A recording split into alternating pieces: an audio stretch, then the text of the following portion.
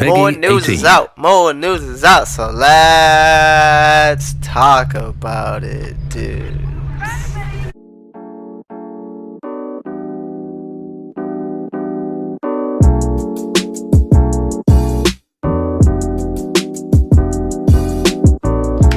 So we're gonna start this off pretty dang light and then get into the heavy stuff.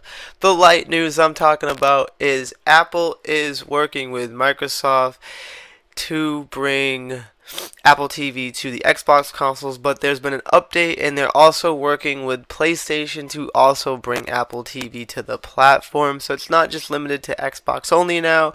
It seems like they're going to work with Sony and get it on there as well. So it went from Xbox saying it's only going to be our feature to now Apple saying, well, it's going to be everybody's feature. I don't know, except for the Switch. The Switch hasn't got no love. And the next bit of news is Super Mario's 35. If you remember from the 35th anniversary direct, that there was a Battle Royale Mario style game, and now it's out. You can play it if you are subscribed to the NSO, which is Nintendo Switch Online.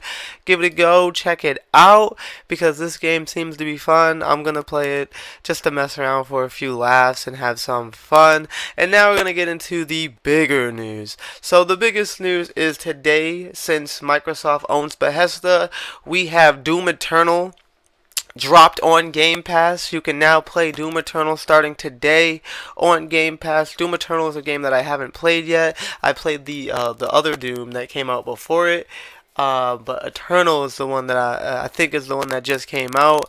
So it's gonna be refreshing to see that. I'm gonna be playing that on my Xbox One X in 4K on my 4K TV, and I'll be playing that a little bit today as well after I enjoy some Mario 35. So it's pretty crazy I'm still processing Microsoft's 7 point something billion dollar purchase of Bethesda and ZeniMax, where they get all their studios.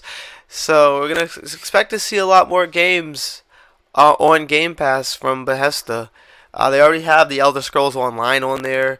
They already got a couple other games on there already, so maybe Skyrim will be on there next, and now Doom's on there. So, interesting enough to say the least. And the next big news is Minecraft has broke Twitter again because Steve is coming to Super Smash Bros. That's right, Steve from Minecraft is joining Super Smash Bros. And his other three skins are Zombie, the Netherland, what the hell do you call those? The Enderman skin, and as well as Alex. So you could play as Steve, Alex, Netherman, or a zombie in the Smash. It seems to have stages that are randomly generated, and for his character kit, it looks really creative, and it looks like you're going to be able to have a lot of fun with it, like crafting, and you get to build on the stage, which is gonna be weird as hell, cause like that's gonna be insane. But yeah, apparently when that went live on YouTube, Twitter broke.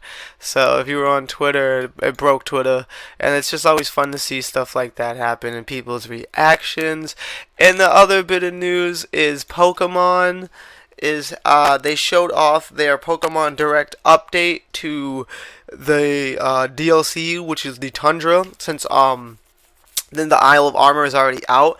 And in the Tundra, they showed off a lot of good stuff. They showed off some areas. They showed off the legendaries that are returning. They did say they did say all the legendaries from all the Nintendo Pokemon games are returning.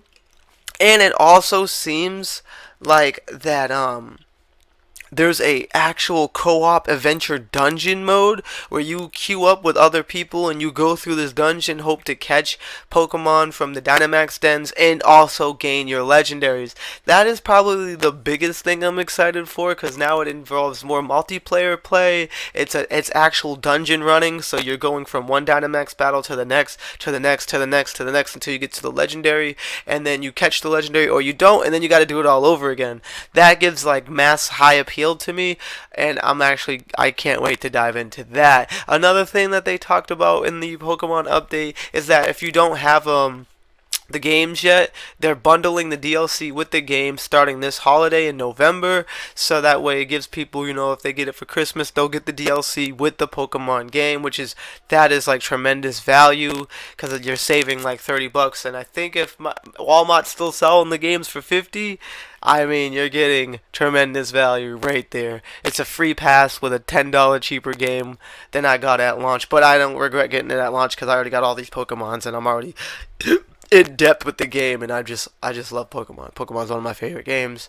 Um, and another thing they announced inside the Tundra DLC is there's going to be a whole new tournament mode on top of the little story that they added in. So once you complete the little story, then you get to do like the Dynamax co-op dungeons, and then you get to do the ultimate tournament where you're like teaming up with whoever you want to team up with, and you got to be a champion again. It's just insane. There's a lot of content. There's more content in this one than the Isle of Armor, but I understand why. It's the more bigger release of the DLC. And the Isle of Armor wasn't boring either. It was a cool area.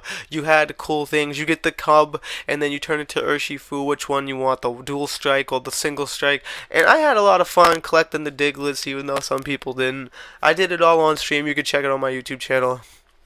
It was really great. Not on this one. It's gonna be on the Husky Puppy TV channel. But I had a blast with the Isle of Armor, and I can't wait to experience the Crown Tundra.